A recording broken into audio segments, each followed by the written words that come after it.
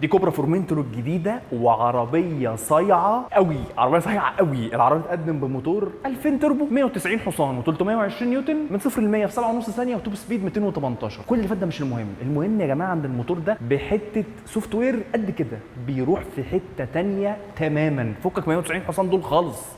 الاهم بقى هو الديزاين الرياضي جدا للعربيه دي من بره. اولا كشافات ال دي قدام وورا بعرض العربيه كلها، جنود 19 بوصه، وراها كاليبرات بريمبو التكتاو، وعليها بقى ايه علامه كوبرا وبتاع، شكلها حلو قوي يعني. بانوراميك سانروف. المهم ان في كمان تطعيمات نحاسي كتير هنا في الجنود الكبيره قوي، في الشبكه اللي قدام.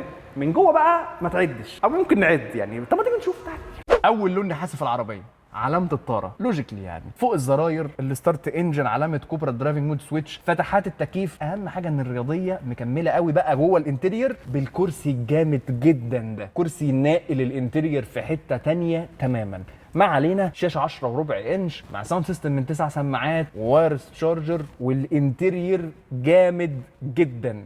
عجبتك؟ ارقام يا باشا جراج 90 تحت. عاوز بقى تبيعها، تشتريها، تقسطها، تستورد واحده غيرها، انجوي براحتك يعني. لو ما عجبتكش انا متاكد ان العربيه اللي جايه فيها حلقه تعجبك، فاعمل لنا فولو بقى عشان نشوف الحلقه الجايه بس.